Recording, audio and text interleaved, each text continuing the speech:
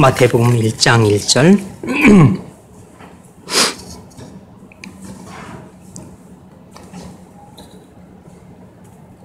아브라함과 다윗의 자손 예수 그리스도의 세계라. 아멘. 잠시 기도합니다. 자비로우신 하나님, 또 작년까지 구약 성경 개관을 마치고 올해부터 또 신약 성경 개관을 시작합니다. 또 성령께서 우리의 눈을 밝히시사 성경 속에 감추인 또 진리들을 깨달아 감으로 죄의 사슬에서 해방되게 하옵소서. 예수님의 이름으로 기도하옵나이다. 아멘. 자, 서론 부분 읽어보세요. 지난 시간에 우리는 말라기서의 메시지 하나님께 대한 진정한 이유는 무엇인가에 관하여 살펴봤습니다. 구약 성경의 메시지는 한마디로 주어진 약속이라고 할 수 있습니다. 신약 성경은 구약 성경에 주어진 모든 약속이 실제로 어떻게 성취되었고 또 어떻게 성취될 것인지를 보여줍니다. 역사의 거대한 수레바퀴 속에서 하나님께서 하시는 일을 제대로 이해할 때 우리의 소망은 올바른 안목을 갖게 됩니다. 신약 성경 전체를 개관하기 위해 우리는 첫 번째로 그리스도, 두 번째로 하나님의 언약 백성들, 세 번째로 모든 피조물의 회복에 대해 살펴볼 것입니다. 이 세 주제는 신약 성경에서의 동심원이 점점 더 확대되어가는 모양으로 전개됩니다. 신약 성경은 맨 먼저 그리스도를 다루고 그 다음에 하나님의 언약 백성을 다루고 마지막으로 가장 바깥 원의 영역에 있는 모든 피조물을 다룹니다. 오늘 우리는 신약 성경의 메시지 지켜진 약속에 관하여 공부하겠습니다. 네. 구약 성경의 메시지는 한마디로 하나님의 주어진 약속이라고 말할 수 있습니다. 구약 성경 39권을 통해서 하나님께서 우리에게 주고자 하셨던 메시지는 죄인된 우리를 구속하기 위하여 구속자가 오실 것이다 라는 것입니다. 이것이 구약 성경 39권을 통해 하나님이 하나님 백성에게 주신 약속입니다. 이 구약 성경에 주어진 약속이 이제 신약 성경에서 어떻게 되었는가 하는 것이 관건인 거죠. 그래서 신약 성경은 이 구약 성경에서 주어진 하나님의 약속이 모두 성취되었다 라고 하는 것이 신약 성경 27권 전체의 메시지입니다. 그러니까 구약 성경은 하나님의 주어진 약속이라 이렇게 정리할 수 있고, 신약 성경은 구약 성경에 주어진 하나님의 모든 약속이 다 지켜졌다 이렇게 정리할 수 있습니다. 그런데 이 신약 성경 27권을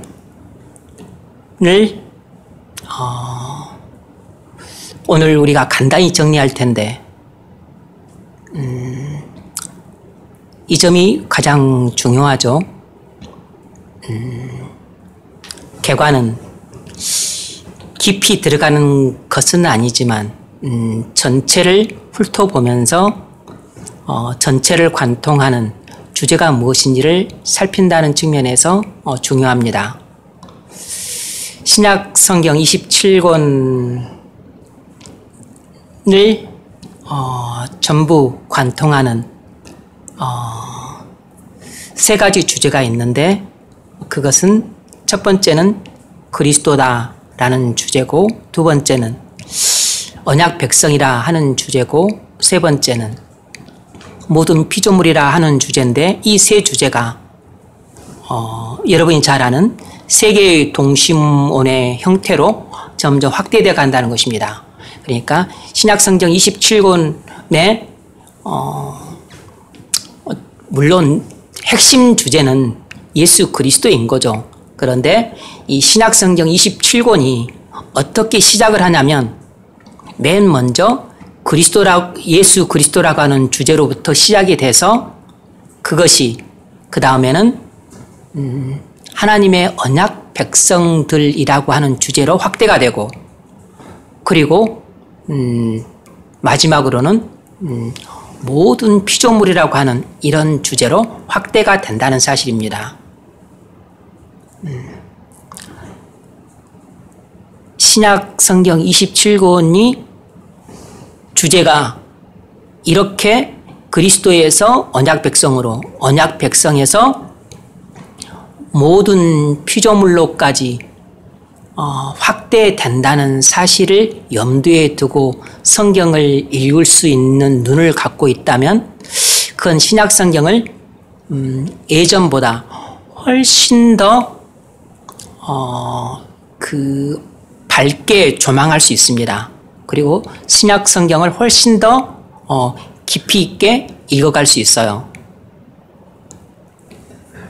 여러분들이 신약 성경을 읽으면서 이런 주제를 생각하면서 읽은 적은 거의 없을 겁니다.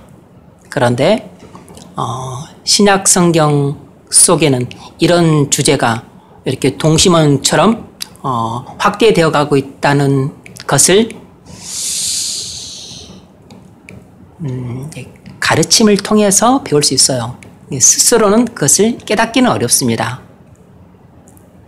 이것은 많은 또 신학자들과 연구자들에 의해서 이런 구조들이 밝혀짐으로써 사람들한테 전해지고 가르쳐지고 체계화되어서 우리에게 지식으로 전해진 것이에요. 그래서 혼자서 다 알기는 어렵습니다. 이런 것들은 교회를 통해서 배워야만 이 간단해 보이는 하나의 이 지식이 성경을 읽는데 엄청난 통찰력을 줌으로써 우리로 하여금 말씀 속에 감춘 진리를 깊이 있고 넓이 있게 이해하는데 큰 도움을 줍니다. 이 내용이 무엇인지 좀 더 자세하게 들어가며 보면 제 말을 이해할 수 있을 겁니다. 자, 1번 문제 읽어보세요. 신약성경 27권을 읽으십시오. 신약성경 27권이 다루는 새 주제는 동심원처럼 점점 더 확대되어 가는 모양으로 전개됩니다. 신약성경 27권의 새 주제는 무엇입니까? 네, 새 주제는 이미 말씀드렸습니다. 첫 번째는 그리스도, 두 번째는 언약 백성, 세 번째는 피조물이라고 하는 주제인데 첫 번째는 그리스도라고 하는 주제입니다. 하나님께서 구약 성경에서 약속하신 구원자가 실제로 오셨습니까? 네, 예, 실제로 왔습니다. 구약 성경이 약속한 구원자가 실제로 왔어요. 그분이 예수님이죠. 그런데 이 구원자로 오신 예수님은 평범한 인간이 아니라 하나님의 독생자라는 것입니다. 그러니까 이 예수님의 정체는 본디 하나님이시지만 사람으로 오셨다는 것이에요. 그래서 우리는 이것을 알기 쉽게 육체로 오신 하나님이라 이렇게 부릅니다. 이 예수님의 정체는 참 사람이시면서 참 하나님이시지만 본래 정체가 하나님이시기 때문에 그런데 사람으로 오셨어요. 그래서 육체로 오신 하나님이라고 말을 하는 것입니다. 그래서 예수님은 우리에게 하나님이 어떤 분이신지를 완벽하게 계시해 주셨습니다.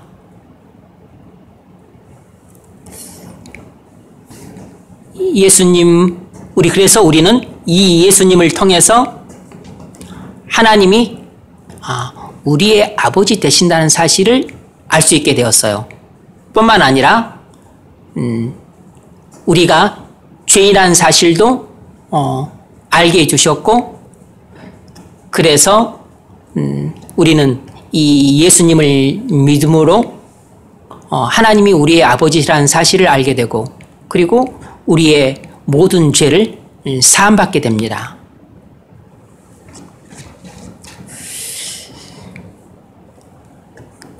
이 신약 성경 27권 전체는 예수 그리스도께 초점이 맞춰져 있습니다. 신약 성경 27권 전부가 다 예수 그리스도께 완벽하게 초점이 맞춰져 있어요. 그래서 예수 그리스도는 신약 성경의 심장이라 말할 수 있고 메시지의 중심이라 말할 수 있습니다. 자, 두 번째 문제 읽어보세요. 신약 성경 27권 중에서 예수님이 그리스도시라는 주제에 초점이 맞춰져서 기록된 책들은 무엇입니까? 네. 그런데 특별히 신약성경 27권이다 예수 그리스도라는 주제에 초점이 맞춰져 있지만 특별히 27권 중에서 예수님이 그리스도라고 하는 주제에 모든 초점이 맞춰져 있는 그 성경은 무엇인가 하는 것입니다. 특별히 신약성경 27권 중에서 5권이 그래요. 5권이. 그럼 5권이 뭘까? 그것은 사복음서와 사도행전이 그렇습니다. 여러분 이 점을 잘 기억해 두셔야 됩니다.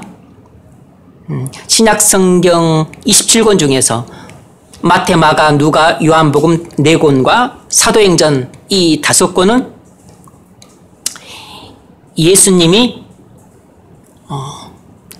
그리스도라고 하는 주제에 완전한 초점이 맞춰져서 기록된 책들이에요. 그래서 이 5권은 이 주장한 바가 뭐냐면 예수님이 그리스도라는 것입니다. 예수님이 바로 구약 성경이 보내마 약속하신 메시아라는 것이에요. 구약 성경의 약속을 따라 메시아로 오신 분이 바로 예수님이라는 겁니다.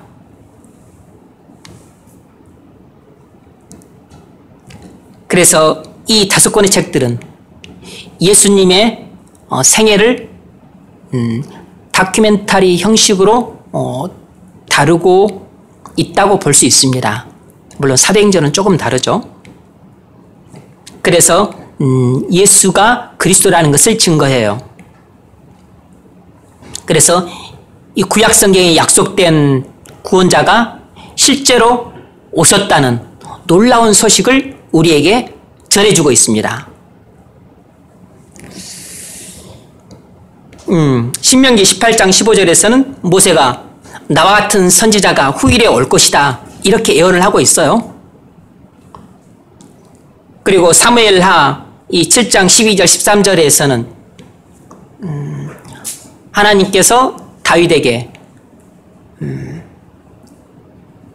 내 보좌에 그 왕위가 영원할 것이다 이렇게 예언을 하고 있죠. 그것도 예수 그리스도에 대한 예언이에요. 모세에게 주신 말씀도 예수 그리스도에 대한 예언이고, 그리고 다니엘서 7장 13절 14절 인자로 오신 이에 대한 예언을 다니엘이 받는데 이것도 예수 그리스도께서 오심으로써 성취가 되었어요. 그러니까 모세에게 주신 예언, 다윗에게 주신 예언, 다니엘에게 주신 예언, 이것들이 전부 구약 성경에서 말하고 있는 메시아에 대한 예언인데 이 메시아에 대한 모든 예언이 전부 예수님이 이 땅에 오심으로써 성취가 된 것입니다. 그것을 이 사복음서와 사도행전이 증가하고 있어요. 그래서 사복음서는 예수님이 이 모든 약속들을 성취하셨음을 증가하고 있습니다.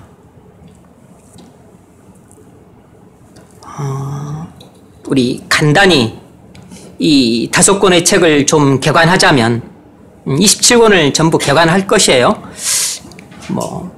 간단히 그냥 짚고만 넘어가자면 마태복음은 유대인들을 위해 기록한 복음서입니다. 그랬기 때문에 예수님을 구약 성경의 모든 예언을 성취하신 분으로 강조하고 있어요. 유대인들을 위해 기록한 복음서이기 때문에 유대인들을 위해서 뭘 강조를 해야 되겠어요? 구약 성경을 강조를 해야 되겠죠. 그래서 예수님은 구약 성경에 약속된 메시아에 대한 예언을 성취하신 분임을 강조하고 있다고. 그래서 마태복음에는 구약 성경에 메시아에 대한 예언이 많이 인용되어 있어요. 마가복음은 마가가 사도 베드로의 회고를 듣고 연대순으로 기록한 것이에요. 그래서 주로 사실 위주로 기록을 했기 때문에 짧아요. 그리고 맨 먼저 기록된 복음서입니다.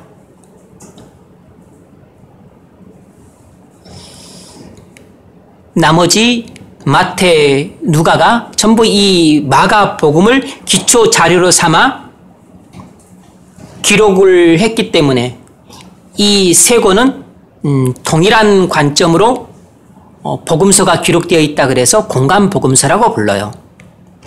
모두 같은 관점을 갖고 기록했다는 거죠. 함께공, 볼간 해서 모두 함께 같은 관점으로 이 복음서를 기록했다는 것입니다. 특별히 마가복음은 로마의 그리스도인들을 위해서 기록을 했습니다. 로마의 그리스도인들을 위해서. 누가복음은 이방인들을 위한 복음서라고 불려져요. 그래서 뭘 강조하겠습니까? 누가는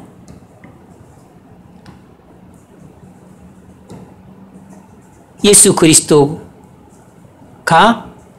유대인들을 위할 뿐만 아니라 세상의 모든 민족을 위한 구세주이심을 강조를 해요.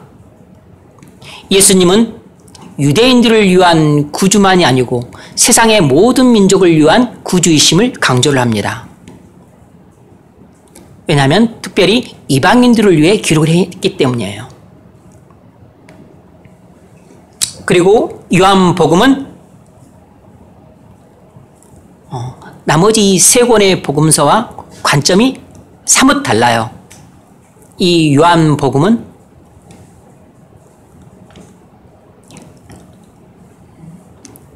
나머지 세 권의 복음서가 이미 다 기록된 상황 속에서 사도 요한이 비교적 말년에 기록을 했는데 예수님의 신성을 아주 강조하고 있습니다.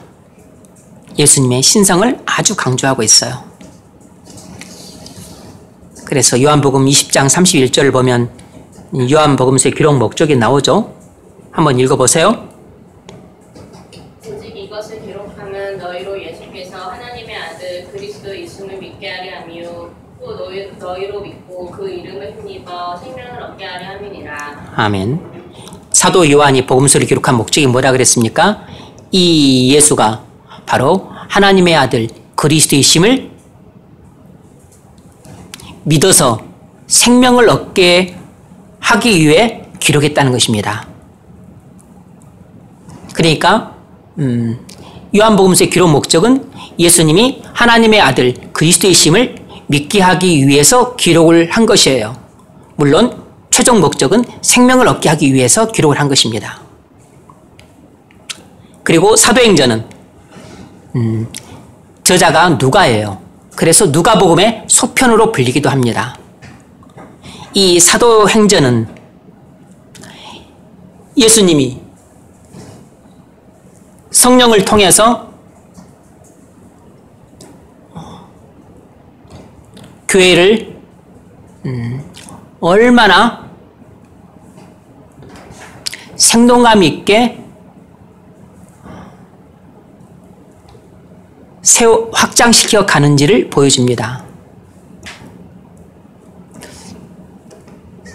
예수님이 성령을 통해서 교회를 얼마나 생동감 있게 세워 가시는지를 보여줘요. 그래서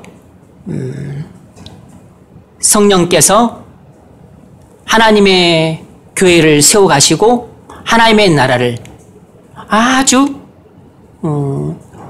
활력 있고 생기 있게 확장시켜 가시는 모습을 보여줍니다. 이를 통해서 우리가 깨달을 수 있는 중요한 것이 있죠. 목사는 자기 힘과 능력으로 목회를 하려고 하면 안 되고 성령께서 목회를 하시도록 하게끔 하는 목회가 최고의 목회라는 사실을 배울 수 있습니다. 저도 그걸 빨리 배워야 되는데 아직 잘 배우고 있지 못하죠. 그리고 우리 교회 전체가 알아야 될 것은 교회를 세워가시고 하나님의 나라를 세워가시는 것은 우리의 노력도 아니고 우리의 힘도 아니고 우리의 능력도 아니고 우리의 돈도 아니고 교회를 세워가시고 그리고 하나님 나라를 세워가시는 것은 전적으로 성령께서 하시는 일이라는 사실을 깨달아야 돼요. 그러니까 많은 경우는 우리는 이것을 지식적으로도 잊고 살지만 이것을 실제로 깨닫고 경험할 수 있어야 됩니다.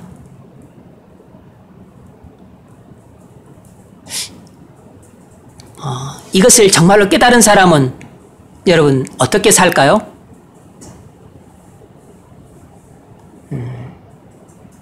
단순히 성경만 읽지 않습니다.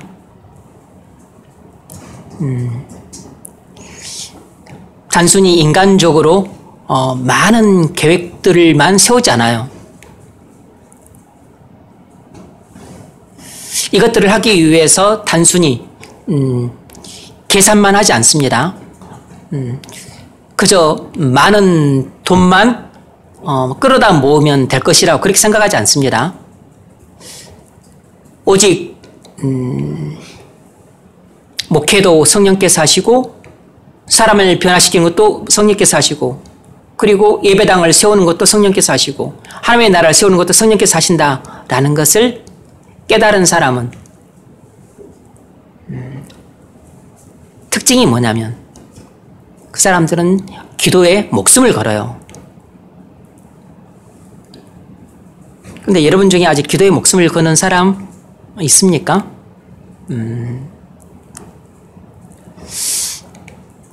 없죠. 그러니까 여러분은 아직도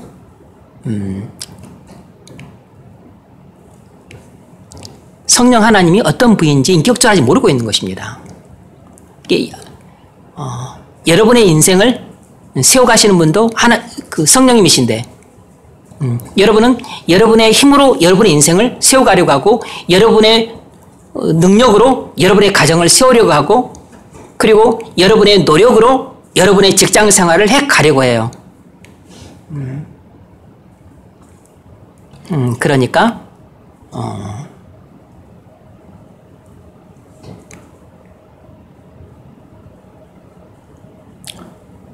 많은 경우 헛속하고 있는 거죠.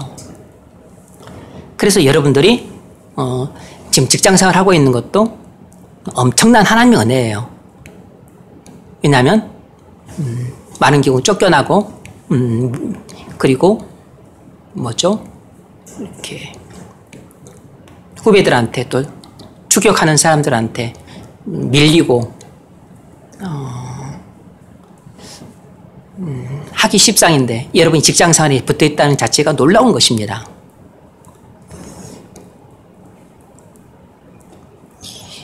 누군들 단란한 가정을 이루고 싶지 않고 행복한 가정 생활을 하고 싶지 않겠어요? 그런데 잘 안 됩니다. 근데 별로 기도 안 해도 그래도 뭐 비교적 잘 살고 있는데요.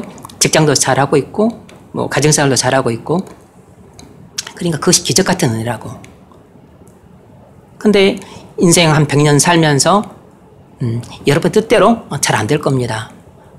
위기가 찾아올 것이에요. 그때 이제 여러분의 한계가 드러날 겁니다. 힘으로 하려고 했던 일들 또 여러분들의 능력으로 하려고 했던 것들이 이제 벽에 부딪히는 한계에 도달하게 될 것이에요.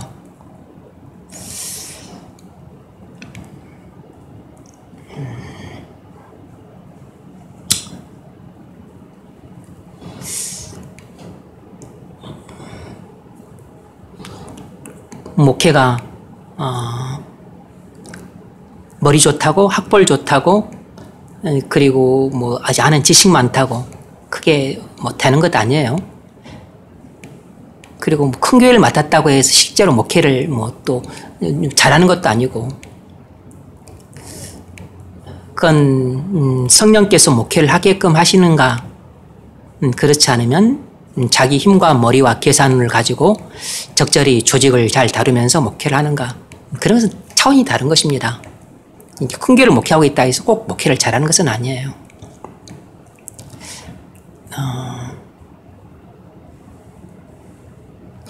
뭐 아직 여러분이 이제 거의 한 30대 그런 정도니까 뭐 여러분들이 아직 그것을 잘 몰라도 충분히 이해가 되고 뭐 또 실패를 해도 뭐 다 용납이 되고 그리고 뭐죠? 그 시행착오를 겪는 단계니까 뭐 그 실패 자체가 자산이죠. 근데 여러분들이 뭐 복음을 좀 듣고 진리도 좀 배우고 뭐 또 나름대로 성경을 조금 읽고 뭐 기도를 남들보다 상대적으로 조금 더 한다고 해서 여러분들이 신앙에 대해서 많이 알고 있다는 착각은 너무 위험한 겁니다. 그러니까 성령께서 나의 인생을 주관하신다. 나의 가정생활, 나의 또 뭐 결혼생활, 나의 직장생활, 나의 교회생활 모든 생활을 친히 세워 가신다. 그리고 나의 그 영역을 확장시켜 가신다. 이런 것을 아직 충분히 깨닫지 못하는 사람은 문제가 뭐냐면 무릎을 꿇지 않는다는 것이에요. 그러니까 무릎을 꿇지 않는 사람은 아직도 성령에 대해서 알지를 못하는 사람들입니다. 뭐 비교적 순탄하게 살고 있을지라도 뭐 순탄하게 사는 게 지금 자기가 뭐 신앙생활을 잘해서 순탄하게 살고 있는 게 아니고 자기가 똑똑해서 신앙생활을 그러니까 순탄하게 사는 게 아니고 하나님께서 잠시 이렇게 순탄하게도록 내버려 두고 계신 것이죠. 지금 내가 누리고 있는 복이 내가 잘했기 때문에 하나님께서 그에 대한 상급으로 주신 것이라고 그렇게 오해를 하시면 그건 큰 착각이에요. 그런 사람은 빨리 망합니다. 빨리 그 교만 때문에 또 넘어지는 날이 빨리 찾아와요. 그래서 이렇게 예를 들면 사도행전을 통해서 한 절 한 절 속에 행간 속에 담겨있는 심오한 진리를 깨닫는 것도 오묘한 맛이지만 사도행전 전체를 통해서 또 이런 것을 통찰하는 것은 참 우리의 그 심금을 울리는 메시지가 될 수 있습니다.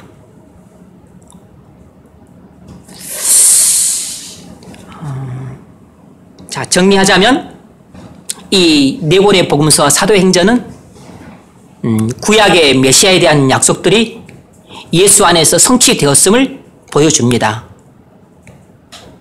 구약 성경의 메시아에 대한 모든 예언이 예수 안에서 성취되었음을 보여줘요.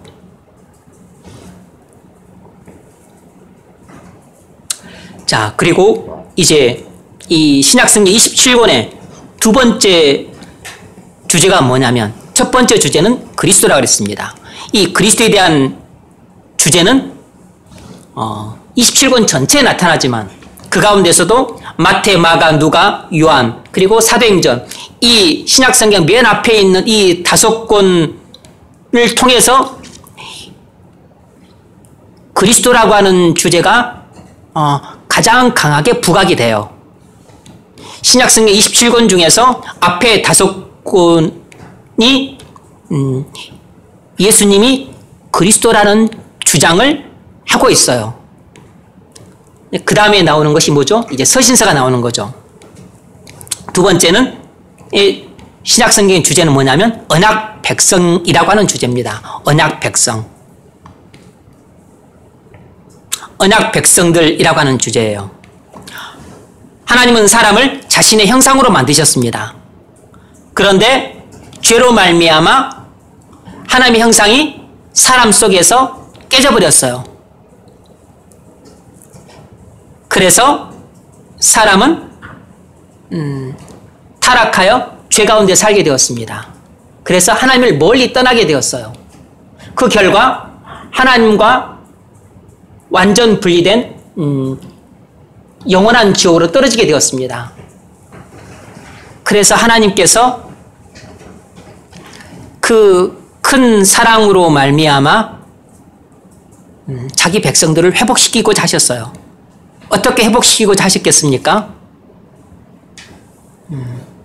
메시아를 통해서 회복시키고자 하신 것이죠.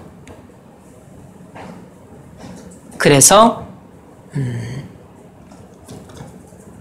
메시아를 보내서 사람 속에 깨진 하나님의 형상을 회복시키고자 하셨어요. 어떻게 회복시키시죠? 그 메시아가 우리의 모든 죄를 대신 속죄토록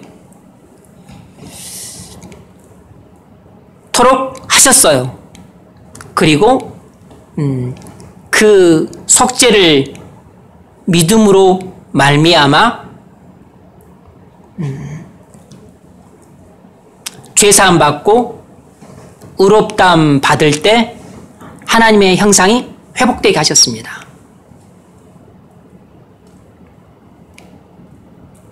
그래서 하나님은 그리스도로 말미암아 언약 백성 속에 깨진 하나님의 형상을 회복시키셨습니다.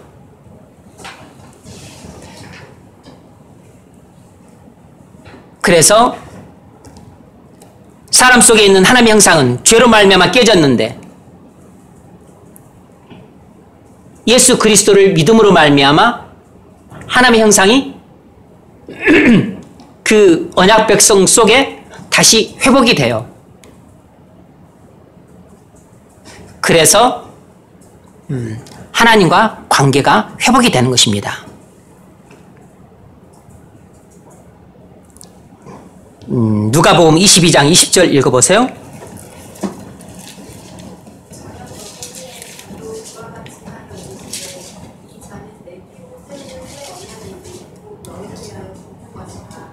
아멘. 이 잔은 내 피로 세우는 새 언약이니 곧 너희를 위하여 붓는 것이라.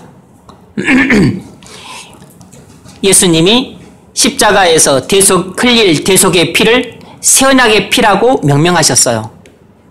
그러니까 예수 그리스도의 십자가의 대속의 피를 믿는 사람은 새 언약 백성이 되는 거죠. 새 언약 백성이 된다고 하는 말은 새 언약 속에서 하나님이 약속하신 것들이 우리 안에서 이루어진다는 뜻입니다. 그럼 뭘 약속했죠? 죄사함을 약속했죠. 그리고 성령의 내주를 약속했습니다. 그래서 우리는 예수 그리스도의 십자가의 피를 믿음으로써 새 언약 백성이 되기 때문에 그 약속이 우리 안에 성취가 돼요. 그래서 우리는 우리의 모든 죄를 사함받고 그리고 성령께서 우리 안에 내주하시게 돼요.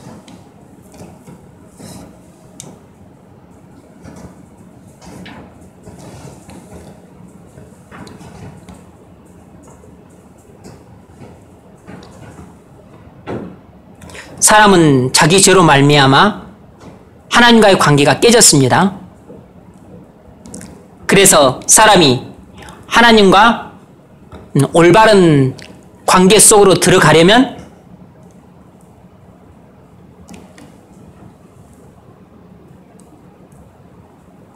우리 모든 죄를 대속해 주신 예수 그리스도를 믿고 새 언약 백성이 돼야 돼요. 그때 우리는 모든 죄를 사함받고 그리고 예수 그리스도께서 가지신 하나님의 의를 덧입음으로써 의로우신 하나님 앞에 내가 하나님의 의를 갖고 서게 되므로 하나님과 올바른 관계를 맺게 됩니다. 내가 죄 가운데 있을 때는 의로우신 하나님은 내게 하나님의 형벌을 내릴 수밖에 없는 원수 관계가 되는 거죠. 하나님과 나 사이는 미워할 수밖에 없는 원수 관계가 되는 것입니다. 그런데 내가 예수 그리스도께 가지신 하나님의 의를 입게 되면 하나님은 나를 보시고 의롭다 칭하실 뿐 아니라 하나님의 아들로 나를 맞아주세요.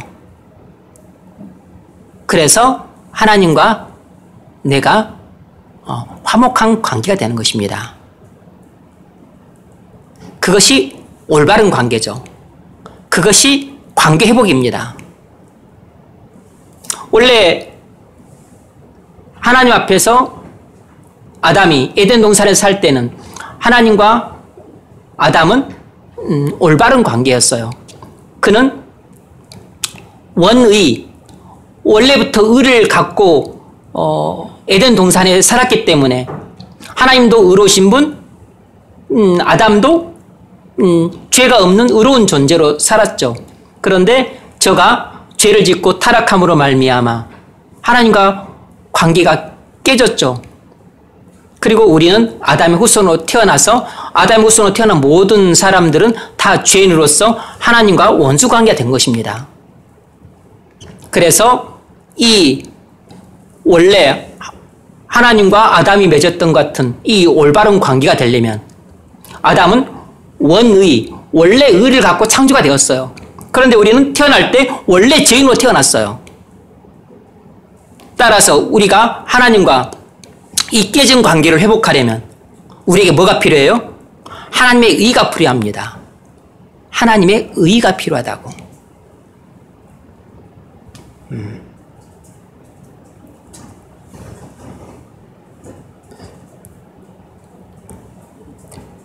너무 더우면 저걸 한 22도로 낮춰도 돼요. 제가 여러분 추울까봐 24도로 올렸는데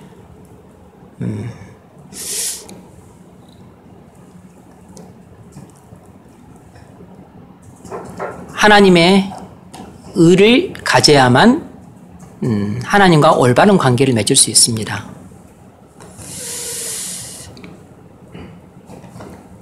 그래야만 언약 백성이 돼요. 교회를 오랫동안 다녀도 늘 언약이라고 하는 말이 생소하게 들리죠. 그것은 아직 여러분이 이 성경에 대한 용어에 익숙하지 않기 때문에 그런 것입니다. 만일 그리스도인이 언약이라는 말이 낯설게 들린다면 그건 참 문제입니다.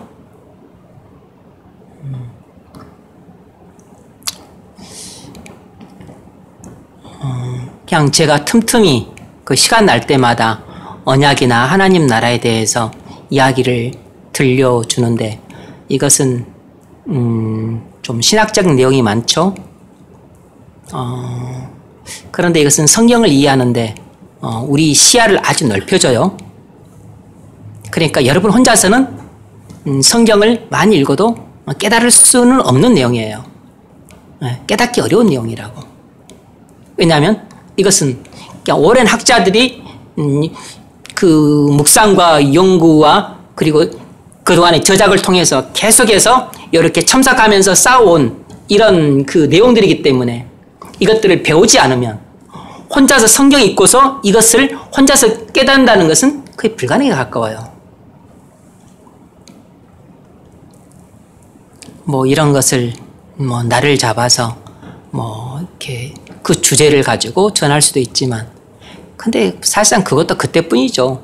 가장 좋은 것은 그냥 설교 속에서 녹여서 이렇게 제가 간간히 전해줄 때 그걸 잘 듣고 또 성경을 이렇게 공부를 할 때 또 녹여서 이렇게 말해줄 때 잘 듣고 그래서 조금씩 배워가고 틀을 잡아가는 것이 훨씬 낫습니다.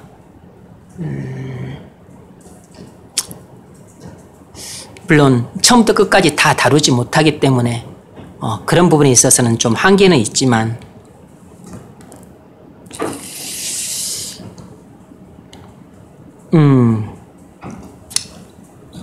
그래서 이사야서 53장 네, 읽어보십시오. 6절만.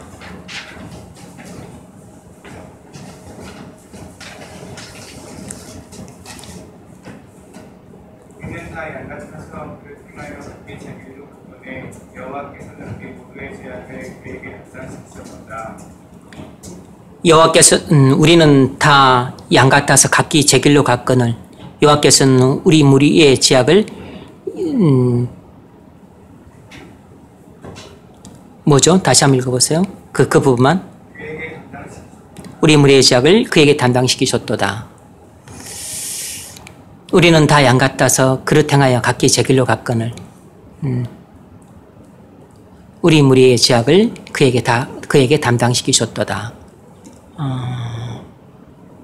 이것은 그리스도를 통해서 언약 백성들의 죄를 대속해 주실 것을 예언한 것이죠. 그래서 이 그리스도의 대속을 믿는 자들은 새 언약 백성이 되는 것입니다.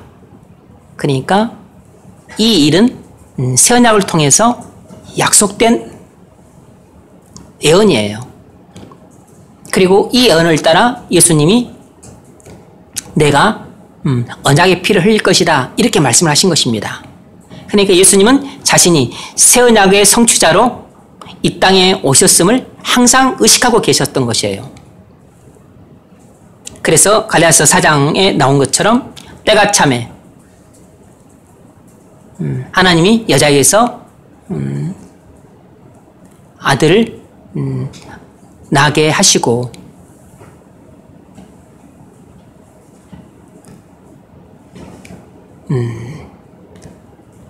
그리고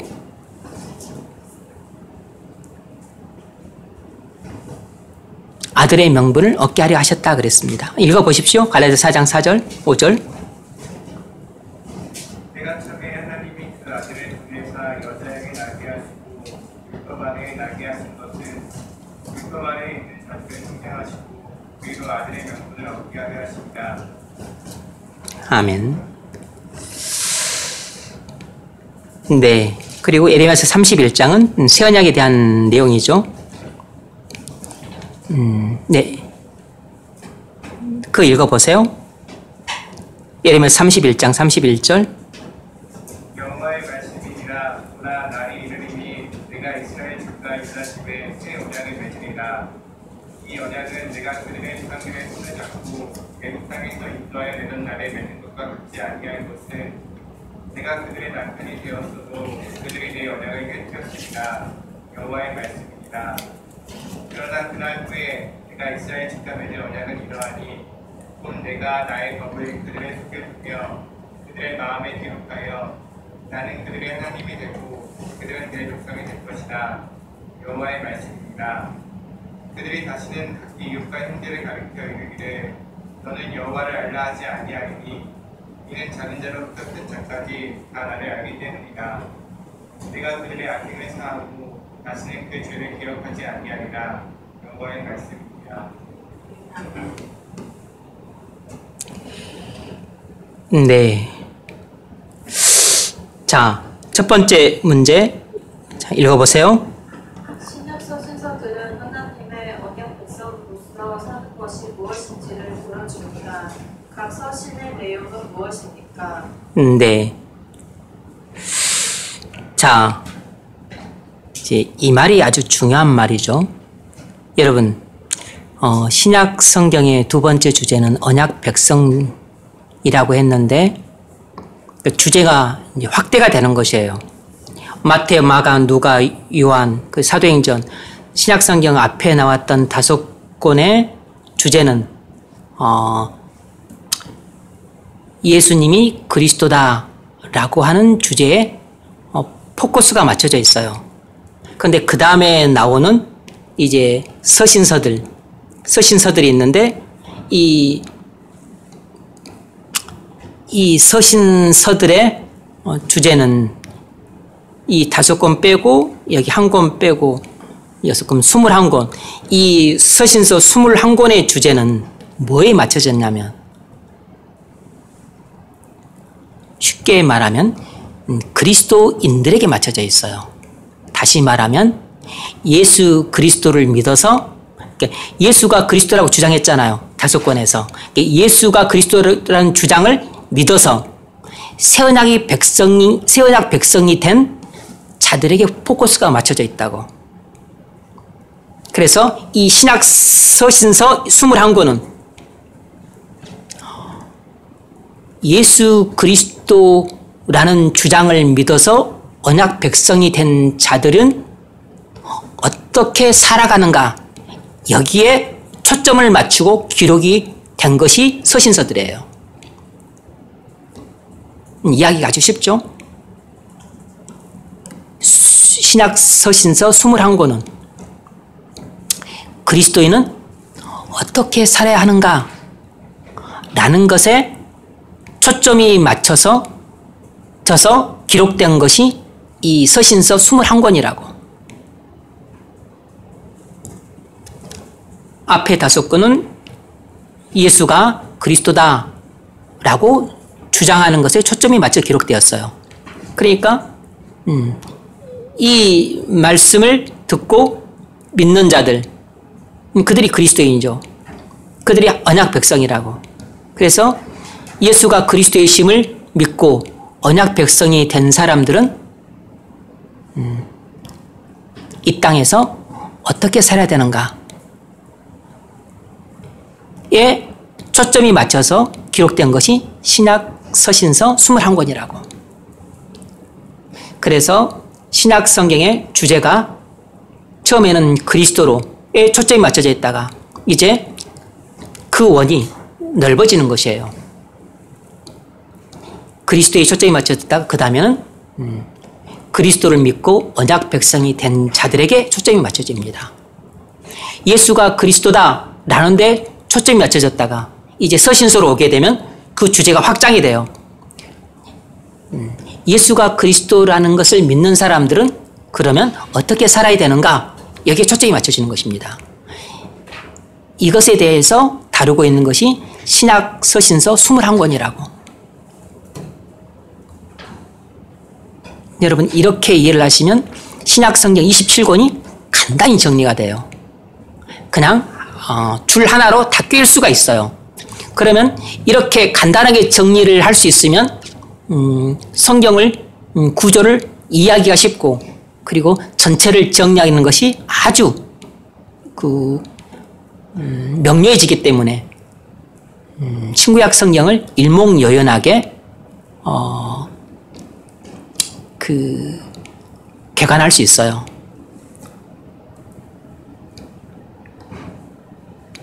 자, 첫 번째로 13편의 첫 번째는 바울 서신서입니다. 바울 서신서는 13권이에요. 바울 서신서 13권. 이것들의 내용을 간단히 요약만 하자면, 첫 번째 로마서가 나오죠. 이것은 이신칭이 복음을 기록하고 있어요.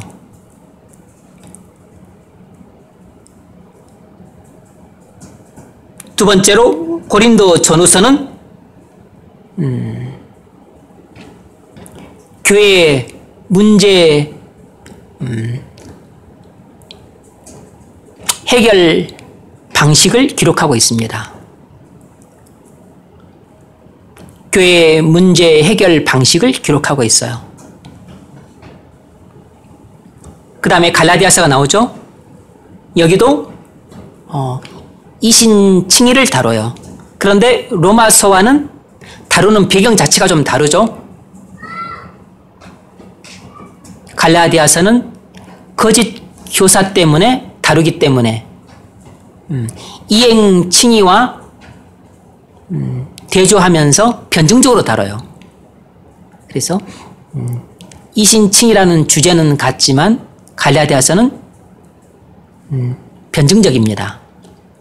반면에 로마서에 나오는 이신칭의는 아주 심오하고 그리고 아주 풍성하고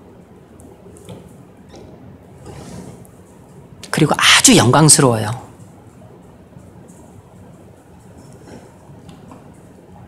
에베소서는 간단히 말하면 교회론을 다룹니다. 그리고 골로새서는 기독론을 다뤄요.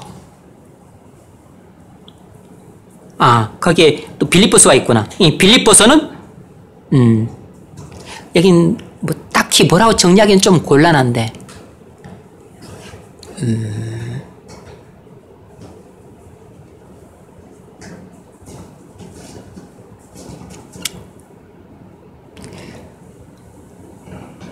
우리의 기쁨 대신은 그리스도를 뭐 다룬다.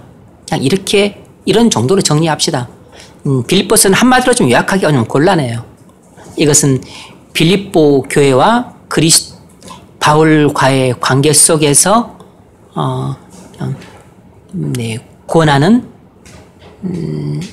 그 교훈들을 다뤘기 때문에 다른 서신서들에는 책망이 아주 많습니다. 많은 책망들이 있는데 빌립보서에는 책망이 거의 없죠. 유오도교와 순두교와 뭐죠? 순두교와 또 누구예요? 한 사람 이름이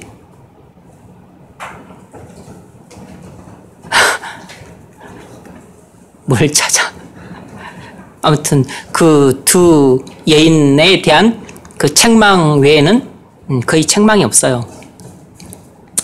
자, 그리고 데살로니가서 전후서는 그리스도의 재림에 대한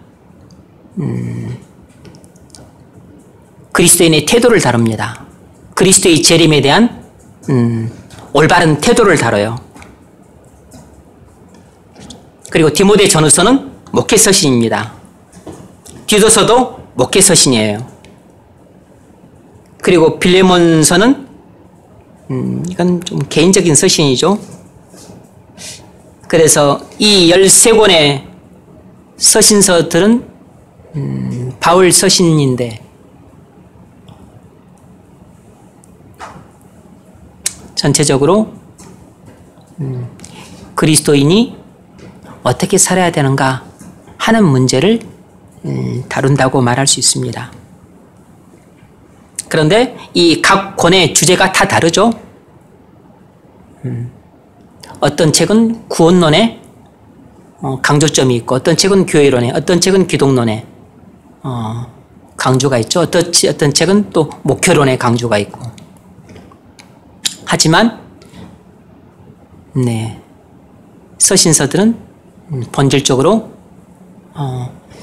그리스도인의 삶에 대한 그리스도인의 삶에 초점이 맞춰서 그렇게 기록되어 있어요.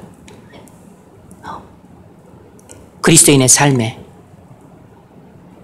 언약 백성은 이 땅에서 어떻게 살아야 하는가 하는 주제에 초점이 맞춰져서 기록되어 있습니다. 두 번째로 일반 서신이에요. 히브리서는 신약의 레위기라고 불립니다. 그래서 구약과 신약의 관계를 이해하는데 많은 도움을 줘요.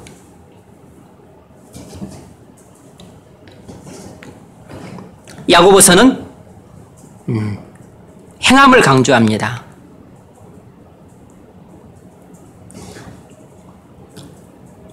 한마디로 정의하자면 이신칭의 믿음은 반드시 행함이 따르는 믿음이다 라는 거죠.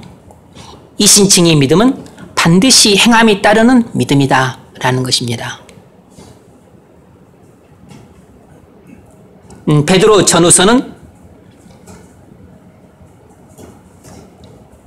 사도 바울이 수아시아 교회에 보낸 편지인데 고난 속에 있는 그리스도인들을 위한 서신이에요. 고난 속에 있는 그리스도인들을 위한 서신입니다.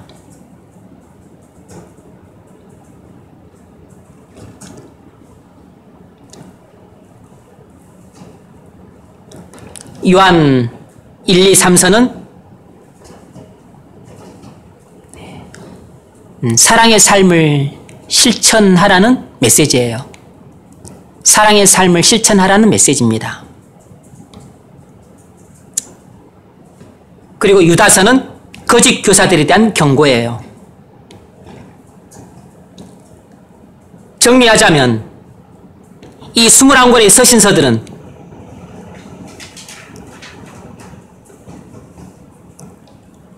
뭐에 초점이 맞춰져 있죠?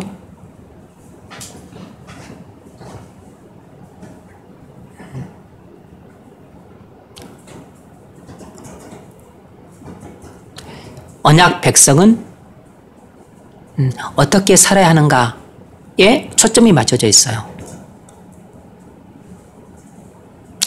그리스도인은 어떻게 살아야 하는가에 관한 교훈들을 기록하고 있습니다.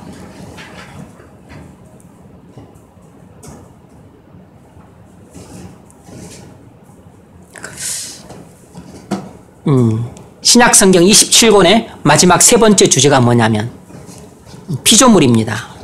피조물. 모든 피조물.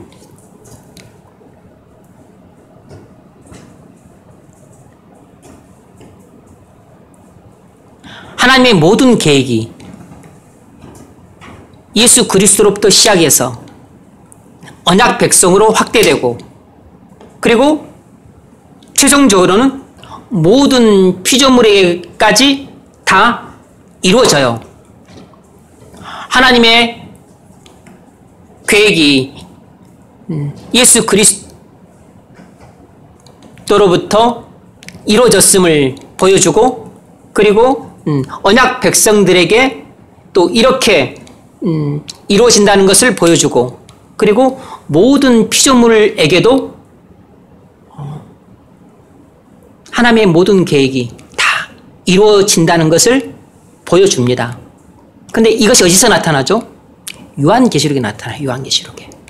이 세 번째 주제는 신약성경 27권의 마지막 책인 제27권 요한계시록에 나타나요. 이 점이 아주 영광스러운 겁니다. 그래서 요한계시록은 하나님 나라의 완성을 보여줍니다. 하나님의 약속이 구약성경 39권에 주어졌습니다. 그리고 마침내 하나님의 모든 약속이 신약성경에서 다 지켜졌어요. 예수 그리스도를 통해서 지켜졌고 그리고 언약 백성들에게 이렇게 지켜졌고 그리고 마지막으로 모든 세상의 피조물에게도 이렇게 지켜질 것이라는 것을 사도 요한이 환상을 통해서 본 것을 기록해 놨어요. 그래서 장차 이렇게 지켜지게 될 겁니다. 그러니까 요한계시록은 결국 뭘 보여준 거죠? 하나님 나라의 완성을 보여준 것이에요. 요한계시록은 하나님 나라의 완성을 보여준 것입니다. 다시 말하면 구약성경에 기록된 하나님의 모든 약속이 결국 요한계시록에 가서 완전하게 성취된 것을 보여주는 것입니다. 따라서 요한계시록이 없다면 성경은 불완전한 것이에요.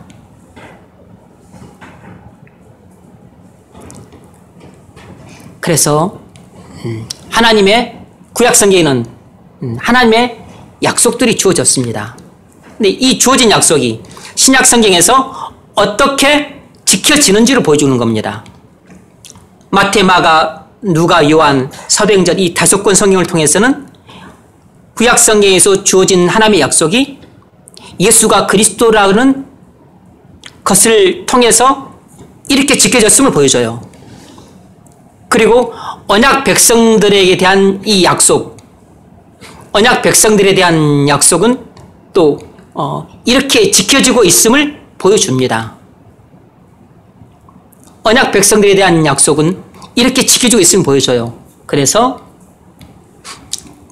죄사함을 받게 될 것이고, 그리고 하나님의 율법이 마음에 새겨지게 될 것이고, 그리고 성령이 요엘서에 나온 것처럼 성령의 부음을 받아서, 그래서 성령의 인도와 보호와 공급하심 가운데 살아가고 있음을 보여줘요. 그리고 그들이 어떻게 믿음으로 살아가는지 보여줍니다. 구약 성경의 그 약속들이 이렇게 지금 신약 성경에 성취되고 있음을 보여줘요. 그리고 최종적으로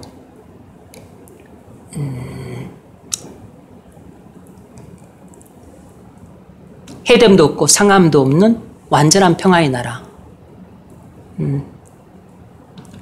암소와 곰이 함께 숨바꼭질을 하는 나라. 양과 이리가 함께 뛰노는 나라.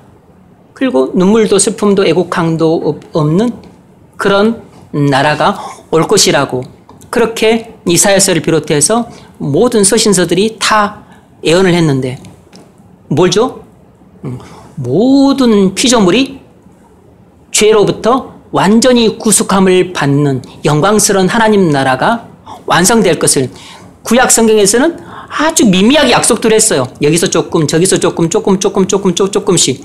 그런데 그것들을, 이 모든 약속들이 요한계시록에서는 완벽하게 성취된 것을 보여줍니다. 그래서 하나님의 모든 예언이 세상의 모든 피조물에게까지 완벽하게 이루어졌음을 보여주는 것이 요한계시록이에요.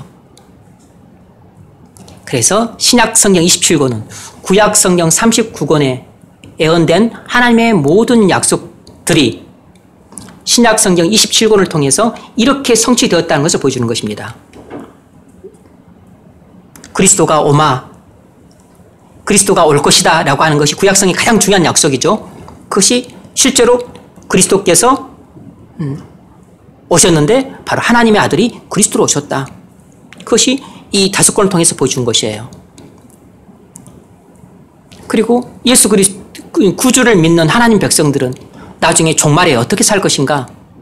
그것은 구약시대처럼 살지 않고 이들은 성령의 부음을 받아서 이렇게 성령의 인도와 보호와 공급하심 가운데 살게 될 것이다.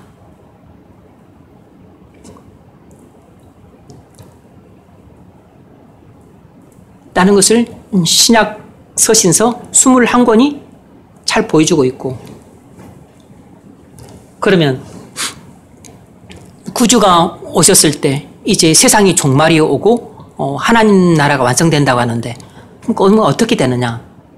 그때는 구더기도 죽지 않고 그런 나라가 온다고 했는데, 그래서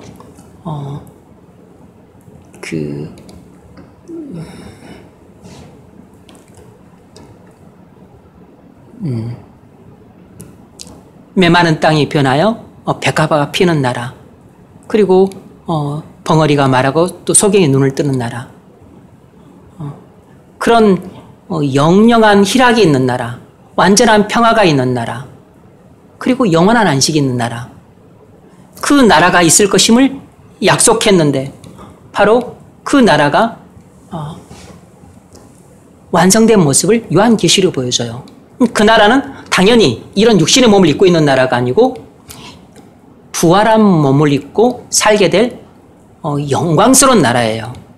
그래서 그것은 이 세상 모든 피조물에게서 죄가 다 제거되고, 그래서 새하늘과 새 땅이 임하여 건설되게 될 그 영광스러운 하나님 나라, 죄가 없는 영광스러운 그 하나님 나라가 임했을 때의 모습을 요한계시록이 보여줍니다. 그러니까 하나님의 모든 약속이 그리스도를 통해서 성취가 되고, 그리고 언약 백성들을 통해서 성취가 되고 마침내 모든 피조물에게까지 다 성취가 되었다는 것을 요한계시록을 통해서 완벽하게 보여줘요. 사실상 이것은 모든 피조물에게까지 하나님의 계획이 다 이루어졌다라는 것을 보여줄 뿐만 아니라 요한계시록은 이제 마지막 완성이니까 바로 예수님이 그리스도고 그리고 언약 백성들은 약속된 대로 이런 언약의 복들을 누리고 그리고 모든 피조물도 죄로 말미암는 탄식 가운데서 이렇게 완벽하게 해방된 나라가 올 것이라는 것을 요한계시록을 통해서 보여주는 것입니다. 이것이 바로 신약 27권 속에 나타나 있는 내용들이에요. 각 권만 딱딱 잘라서 보면 그냥 뭐 하나의 주제에 국한해서 보기 쉬운데 전체를 보면은 이 구약 성경과 놀랍게 하나로 꿰져 있다는 것을 알 수 있죠. 언약으로 꿰져 있다는 걸 알 수 있는 거죠.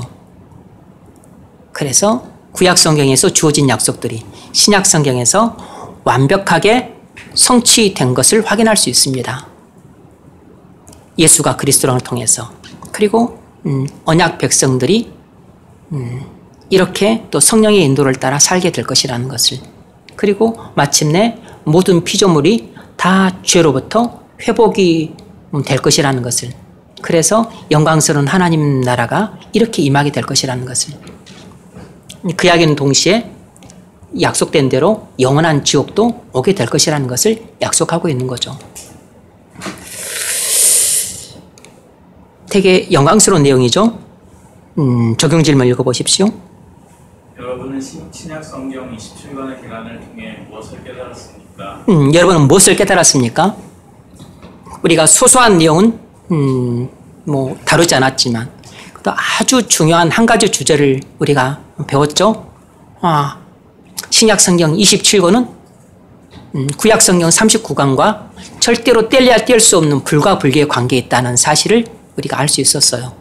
그리고 구약 성경에 주어진 하나님의 약속이 신약 성경에서 어떻게 이루어지고 있는지 전체 이 그림을 볼 수 있었습니다. 그러니까 이것을 놓치면 안 되죠.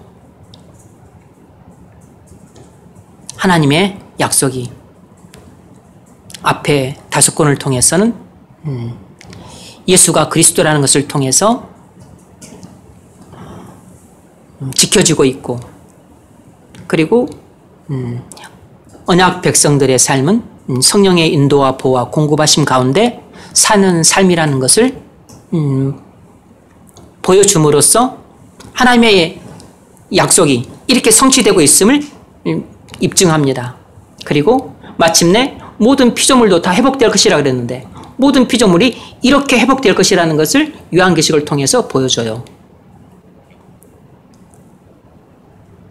뿐만 아니라 요한계시록은 예수가 그리스도라는 것과 그리고 언약 백성들에게 약속된 그 영광스러운 삶이 무엇인지 그리고 또 피조물의 완전한 회복이 무엇인지 이 세 가지 주제를 총체적으로 보여주는 게 요한계시록이에요. 그래서 요한계시록은 아주 영광스러운 책입니다. 여러분들이 신약 27권의 궤관을 통해서 신약 성경을 읽는 여러분들의 눈이 확 열릴 수 있기를 바랍니다. 자, 결론적으로 이야기를 하자면 하나님은 우리에게 약속들을 주셨습니다. 그리고 그 주신 약속들을 다 지키셨어요. 그러므로 우린 하나님을 전적으로 신뢰할 수 있죠. 지금도 하나님은 우리에게 말씀들을 주시고 약속들을 주십니다. 여러분은 하나님이 여러분에게 주신 말씀들을 신뢰하십니까? 여러분은 하나님께서 여러분에게 주신 약속들을 전적으로 믿고 전적으로 의지하십니까? 그게 중요하죠. 나는 하나님께서 지금 내게 말씀하신 것을 전적으로 믿고 의지하고 있는가? 하나님께서 내게 하신 약속들을 반드시 이루실 것이라는 것을 나는 믿어 의심치 않고 전적으로 신뢰하는가? 그것이 나의 믿음의 현 주소인 것입니다. 그렇게 살아가는 사람은 당연히 하나님 말씀을 꾸준히 붙잡고 읽을 뿐만 아니라 무엇보다도 또 기도하는데 목숨을 겁니다. 기도하고 하나님의 응답을 받기 전까지는 함부로 처신하지 않는 거죠. 그렇게 믿음으로 살지 않는 사람은 어떻게 살까요? 자기 소견에 옳은 대로 사는 것입니다. 자기 마음대로 사는 것이에요. 그리고 자기 계산대로 사는 것입니다. 입속 따져가지고 무엇이 내한테 더 유리할까? 더 불리할까? 계산해서 사는 것입니다. 그러니까 그 삶이 너무 초라하고 볼품없는 거죠. 너무 더럽고 그리고 하나님 보시기에 불결해서 받고 싶지 않은 것입니다.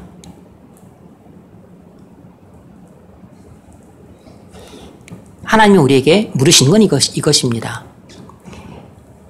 네가 내 말과 약속들을 전적으로 믿고 의지하느냐?